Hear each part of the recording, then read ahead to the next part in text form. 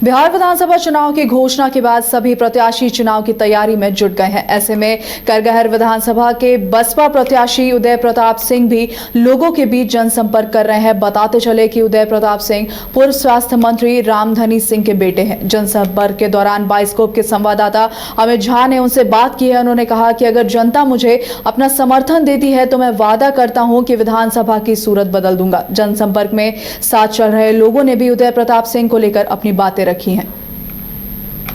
पूर्व स्वास्थ्य मंत्री रामधनी सिंह के बेटे और उदय प्रताप सिंह जो कि करगहर विधानसभा चुनाव में इस बार अपनी किस्मत आजमा रहे हैं। बता दें कि इन्होंने लोगों की सेवा के लिए अपनी नौकरी भी त्याग दिया, यानी कि जब ये शिक्षक बने थे उसके बाद इन्होंने उस नौकरी को छोड़ दिया, क्योंकि इनके मन में यही था कि लोगों के साथ मिल करके उनका काम करें, लोगों की सेवा करें। हमारे साथ बात करने के लिए हम बात करेंगे और जानने की कोशिश करेंगे।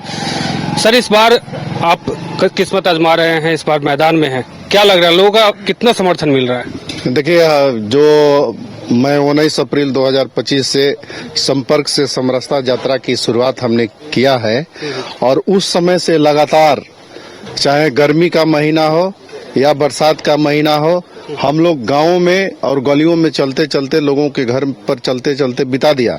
और जाड़े का अब सीजन आने वाला है, इसी क्रम में अब चुनाव का भी महीना है और जैसे जैसे हम लोग आगे बढ़ते जा रहे हैं, बहुजन समाज पार्टी का कारवां उदय प्रताप सिंह के साथ बढ़ते जा रहा है। आपने नौकरी भी छोड़ी है लोगों की सेवा के लिए, क्या लगा जब इसमें आए थे तो कितना मुश्किल था इसमें आना, और अभी और कितना मुश्किल लग रहा है लोगों से मिल? नहीं, हम लोगों का तो ये जो सेवा है हम लोगों ने बचपन से देखा है और उसी सेवा के क्रम में हम लोग आगे बढ़े। और उसी सेवा के क्रम में मैं जब दिल्ली में भी नौकरी कर रहा था तो वहाँ भी लोगों की सेवा करते रहता था। उसी क्रम में हमने नौकरी को भी छोड़ा कि समाज सेवा सबसे सर्वोपरि सेवा है, इसमें लगे रहना है। सफलता आगे मिलना न मिलना ऊपर वाले के किस्मत पर निर्भर करता है।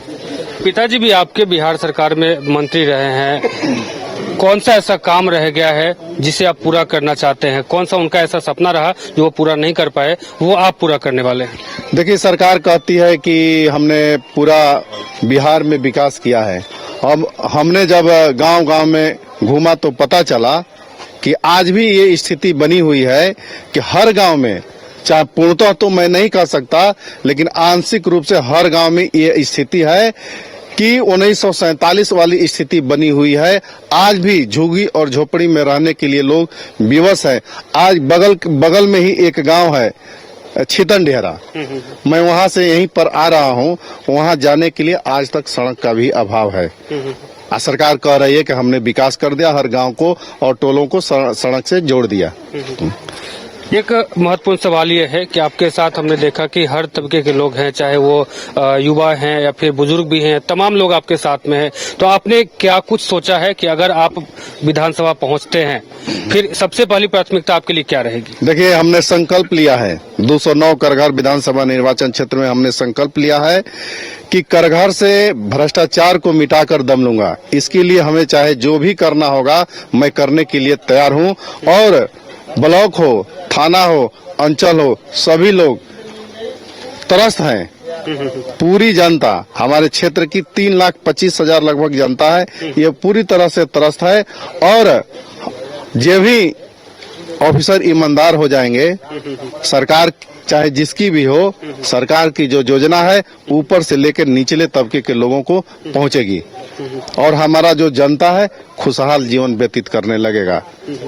शिक्षा को लेकर के क्या कुछ सोच रहे हैं? क्योंकि शिक्षा जो है, कहते हैं कि बाबा साहेब भीमराव अम्बेडकर ने भी कहा है कि शिक्षा वो शेरनी का दूध है, जो पिएगा वो दहाड़ेगा। तो आपने शिक्षा को लेकर के करगहर के लिए क्या कुछ सोचा है? देखिए, ये सरकार आज चाहे जिसकी भी हो, लेकिन इस सरकार बनने के पहले, जब आजादी के बाद हमारे पिताजी ने पूरे निर्वाचन क्षेत्रों में बहुत से मध्य विद्यालय, कॉलेज और प्राथमिक विद्यालय का भी उन्होंने निर्माण कराया था।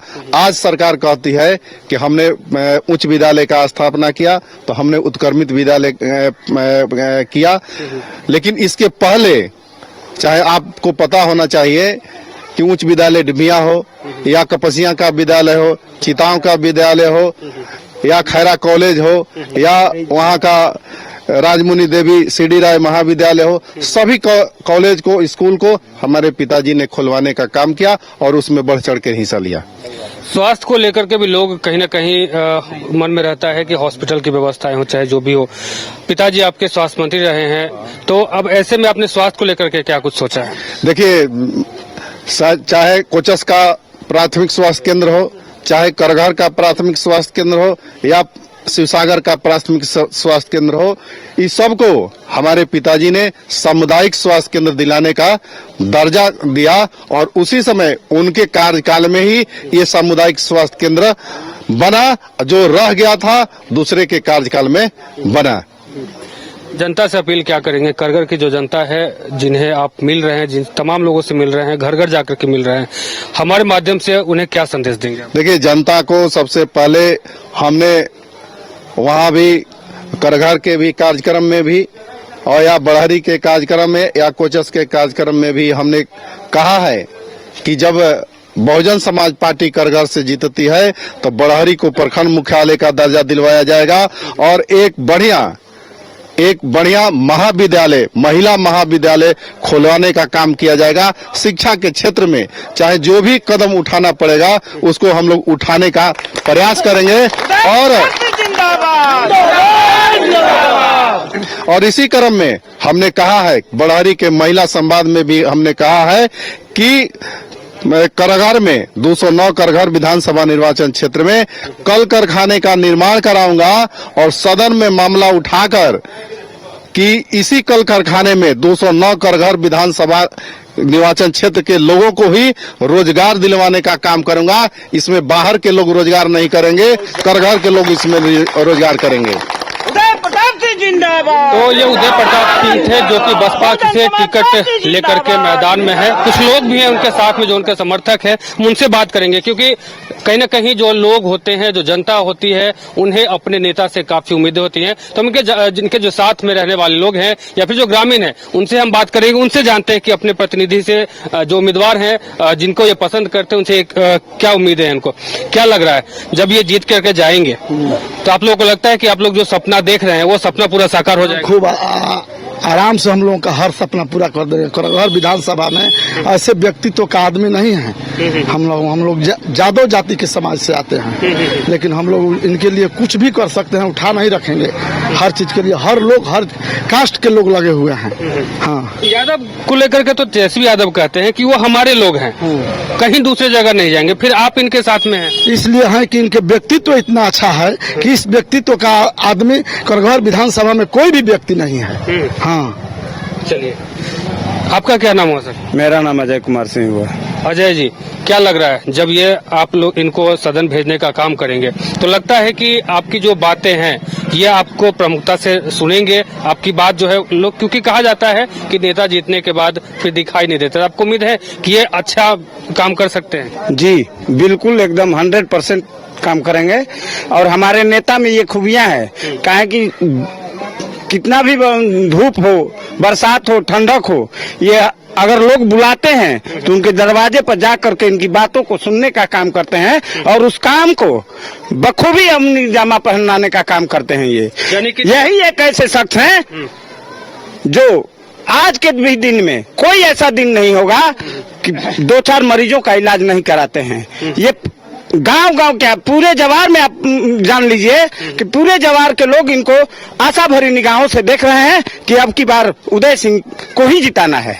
अच्छा, यानी कि नेता न रहते हुए भी बहुत सारा काम करते हैं। जी जी, यही खूबी है इनमें, यही खूबी है कि आप बुलाते हैं तो दौड़े चले आते हैं और उनकी बात को सुन करके उसी वक्त अगर समस्या का निदान करने योग्य होता है तो उसी वक्त निदान करते हैं, और नहीं तो भरोसा देते हैं कि आगे आने वाले समय में आपको हम आगे बढ़ चढ़ करके काम करेंगे और इस काम को करवाने का काम करते हैं। तो आपने सुना कि लोगों का कहना है कि काफी उम्मीदें हैं, अगर ये विधायक बनते हैं तो हम लोग का काम है वो आसान हो जाएगा।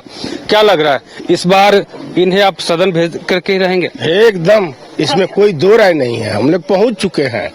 हाँ, फॉर्मेलिटी पूरा हो रहा है। अच्छा, फॉर्मेलिटी पूरा हो रहा है। हाँ, पहुँच चुके हैं। अच्छा, ये उम्मीद है कि जिस आशा से आप लोग इनको मदद कर रहे हैं, अगर ये खूब भरपूर भरपूर भरपूर भरपूर।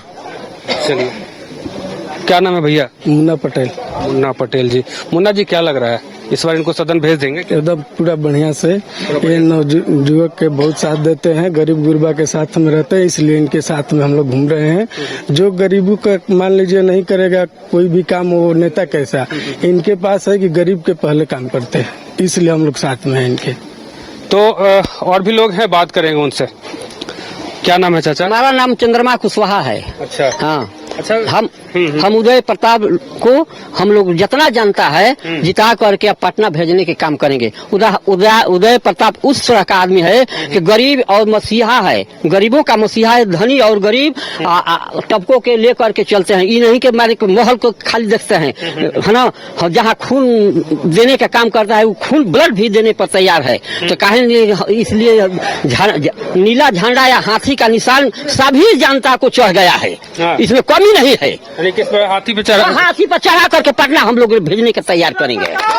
तो आपने सुना कि तमाम जो लोग हैं उनका यही कहना है कि इस बार जो है जय उदय या तय उदय, यानी कि उदय प्रताप सिंह को इस बार हम लोग सदन भेजने का काम करेंगे, क्योंकि हमेशा ये हमारे सपोर्ट में रहते हैं। नेता नहीं होने के बावजूद भी हमारे साथ में रहते हैं। तो उम्मीद है जब ये नेता बन जाएंगे तब हमारा काम आसानी से होगा। जब भी हम बुलाएंगे आराम से ये पहुंचेंगे और हमारा काम जो है पूरा अच्छे से करेंगे। अब देखने वाली बात होगी तमाम लोगों का जो समर्थन है वो कितना मिल पाता है। फिलहाल इस खबर इतना, हमारे साथ बने रहिए और देखते रहिए न्यूज़ आज को।